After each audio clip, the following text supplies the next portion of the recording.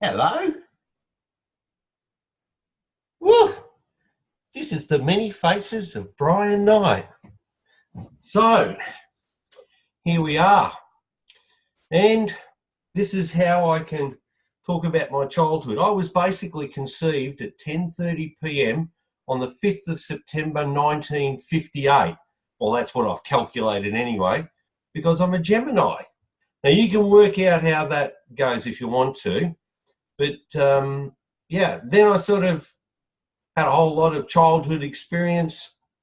I went to school in the city, but spent most of my time in the country, learning how to, fish and milk and trap rabbits and shoot and do lots of things. So I'm a little bit of a hands-on sort of person. Then, after school, I had a really good interest in food and cooking. So I became a chef. Here we are. Some of the tools of trade. And then after cooking, at the final year of my apprenticeship, I basically became Dux of the Year. So that's the highest sort of award you could get. And then I did hotel management. So after that, I did a number of years studying hotel management and actually became engaged to my wife, Claire. Now, while I was finishing that and through my hotel management, I actually was awarded a scholarship in cooking. And what they did is they paid for us to go to another country and work and train. And I went to Germany for 12 months and Switzerland for 6 months cooking. So that was the next part of my journey. So at the age of 21, I travelled all the way from Melbourne, Australia, and went to Germany, Dusseldorf in Germany, so northern Germany. And I worked there in an international hotel for 12 months. I was there for 6 months on my own and created not great friendships. And some of those people have actually immigrated to Australia that I've met there. And I've got many friends there as well over time, which I've visited a couple of times. Once 6 months had gone by, and actually my fiancée, that's my wife Claire, arrived in Germany, and we went into a flat for 6 months. It was a great time. And then I continued working. While I did continue that, I looked at jobs in other places because I could be away for up to 2 years. And 12 months in the one place was a considerable amount of time. And I looked around and I actually secured a job in Switzerland for a summer season. And in between finishing off in Germany and before going to Switzerland, Claire and I travelled around Europe on a Euro pass. I don't know if anybody old enough to realise what that is. You had a pass and you could go from country to country at the time. This is back in 1981. And so we travelled around for 6 weeks, all through Europe and Italy and Greece and France and Holland and England and Scotland and back through Europe again. And then Claire flew back home, and then I did a summer season for 6 months down in Switzerland before I travelled back home. And when I got back home in Australia, I started managing some restaurants and hotels and that sort of thing for a while. So that was the next part of my story, the many faces of Brian Knight. Oh yeah, I need to say Auf Wiedersehen. Anyone sprechen Sie Deutsch? So, well, the next stage was that back on home soil, I married Claire. Well, Claire married me, in actual fact. I don't know her, she has me. So, and what happened through that process, we were actually doing a lot of weekend cooking. So I had a full-time job, plus we used to do spit roasts and had our own sort of catering that we used to do things. But it was all this whole career in hospitality was fantastic. It was like 80 hours a week, though. It was full on public holidays, weekends, working overtime, double shifts, all that sort of the pain in that whole hospitality industry. And it came about, my brother had actually bought a truck. One truck, I had 8 pallets, we call pallets, or lorry, or whatever you want to call it, whichever country you're in. And he wanted to have a bit of a break, like I'd gone overseas, and he wanted to leave, but he didn't want to, the business he had, a contract with one company, was great. So I said, oh, look, I'll do Monday to Friday, 7 in the morning till 3 or 4 in the afternoon, and I'll drive the truck then. So I did that for 18 months and, left all the hospitality. We still did some weekend hospitality functions and that, but most of it was that sort of, 7 until 3, 4 in the afternoon. It was great. It was something I was never used to. Monday to Friday, simple, just hard work, just driving a truck. And, had a truck license. Well, that's an interesting story anyway in itself, getting that. And then I got a semi, which is an articulated license. So I'm actually a heavy vehicle truck driver. Well, that's what I could do if I wanted to. So, and then what happened in that process is that we actually had our first daughter. We had a house that we were living in, and first daughter came along, and then also second daughter came along. So, Claire, actually, we have 4 daughters. Claire and I together have 4 daughters, and they were 4 daughters within 5 years.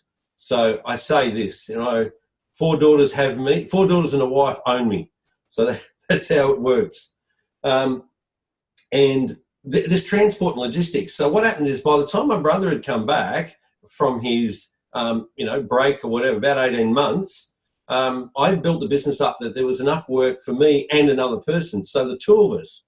So basically over 10 or 11 years, we built the company up that we had about 13 vehicles, 13 trucks, and we were doing warehousing and storing for companies and transport and doing some long haul stuff and round town stuff and everything. So that's that part of the story. And then there was the midlife crisis. That was when I was 31, 32, the next stage. All right, pausing. Well, it became a situation where the transport wasn't doing it for me anymore. I was not satisfied. There was so many hours we were doing, so much time away from the family. So I threw it all in and I became a house husband. So at that point, the girls were all at school, or nearly all at school. So Claire went back and did personal care work at a nursing home, and I became a house husband. So what I'd do is I'd drop the girls off at school in the morning, I'd come home, and then I actually got my qualifications as a swimming instructor. So I used to teach kids and adults and that how to actually swim during the day and sometimes on weekends as well. So here I was teaching people how to swim during the day in school groups and everything at the local pool. And then at the end of it, I'd have a shower and that, come home, race home, then go to school, pick up the girls, come home and have some dinner ready for the day so that we could, have that life that we're wanting. Now, in between that also too, not just swimming instructor, I also got introduced to complementary therapies. So things like, for example, kinesiology and massage and aromatherapy. So here we go, the next stage. Well, the next part of it actually came where I would do massage people, just doing work with that and getting them relaxed. So I actually had that business from home here. It was in our front lounge room, and with 4 young girls, they all sort of stayed in the back part of the house, and I worked in the front part of the house having clients. And it worked okay. The girls were really quiet. Well, relatively anyway. Through the day was all right because they were at school. And then there was also, well, if you could only smell this rose. So yeah, part of my part of my training was in aromatherapy. So between kinesiology, massage and aromatherapy, I've probably got about 25 years of experience. understanding all of how that integrates and works together in a complementary health way. So look, that's another part of my life, and I practiced out of my front room for probably around about 15 years, I would say, having clients on a daily basis. Now, the thing is that what happened is, while I was doing that too, I also imported products from Canada, from England, and from America. So things that would that therapists would need or want, and so I was actually importing them and selling them into the industry. So what happened was, it became a situation where the practice that I was running, it was only me. And so there were so many people, and I was booked up roughly 4 months ahead. So to get an appointment, people had to wait 4 months. And they were getting pretty annoyed about that. And so a lot of them said to me, you need to train some other people so that we can go to them, because when we can't get into you. So, okay, well, let's look at that. So if anybody knows about me, I sort of don't do too many things half-hearted. So I looked into it, and really the only serious way to go, you could do things, pretty casual if you wanted to, but to be serious, you had to actually register as a training organisation here in Australia. So you became what was called an RTO, which was a government registered training organisation, where it means that you could promote and sell and you could claim certain things, you could teach, but you had to sort of comply with strict rules of how you operated. So I investigated that, and it probably took around about 3 years to get all the paperwork and to finally get accredited. And in the first year of operation, we had 8 students. I taught the whole 8 students over 2 qualifications, I think it was at the time. And then we ran that college and built it up over 12 years from different places. I think we had 4 different locations, and it went from a very small place to, in the end, was quite a large establishment, quite a large place we were renting. And we had over 300 students per year going through that when I actually sold it. Because again, that promise I made to myself was that I wasn't going to do anything that I didn't enjoy anymore. So I sold that after 12 years. And basically that's sort of the end of that part of the story. Then what happened after that is after selling the college, that's when the next phase came in. Well, this was the next stage. I had a bit of a break after selling the college. And the reason why is because after 12 years of starting at 7 in the morning and finish it at around 9 at night, 7 days a week, I was pretty burnt out.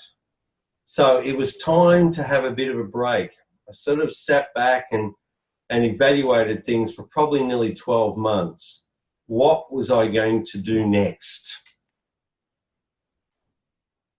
Okay, then it was about time I needed to work out what I was going to do. Because I'd had lots of different experiences in my life, I looked at, and in the college, there was a lot of online stuff that I was, relatively good at. So some of the things about having a small business is having to employ people, having to, pay people okay if they do what they do, superannuation, making sure people are there, and advertising and marketing and all the rest of the things. So I thought, I don't really want a lot of that pain. I will look online. And I looked at how I could have a business online and investigated lots of different things, involved in many different, or looking at many different online options, MLMs, affiliate marketing offers, everything that sort of is out in the ocean when you first come into online, looking as far as a business is concerned. And that was when I got myself and a couple of friends of mine, or have since been very good friends, we got ripped off by $30,000 by a guy or a couple of guys that promised they would give us everything we needed to work online and to create income online. And I really tested these people out to make sure that they would be supporting us ongoing and have all of that. After we handed the money and we got the initial things, it was like that they were on witness protection program. You couldn't get onto them.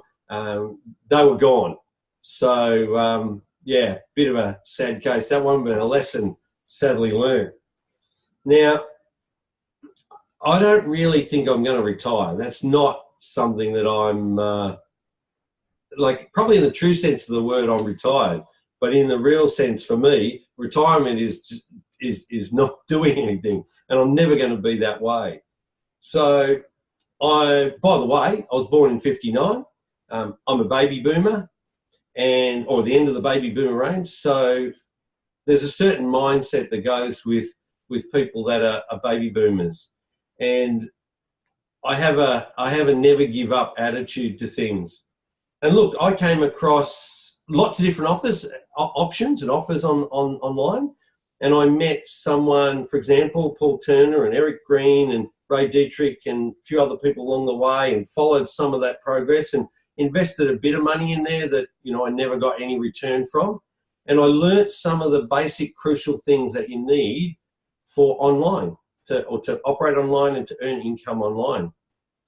And when I came across IML that Paul introduced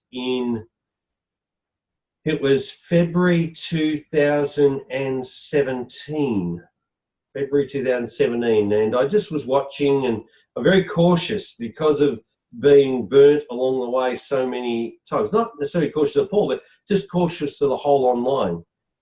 And I watched him, he did a case study of doubling his account with Forex, and I promised myself I would never do anything like shares or Forex. And I watched him actually double his account, he said, in 30 days, and he did in 20 days. And that piqued my interest. And then I started a dialogue with him. And it was in March, near the middle to the end of March 2016.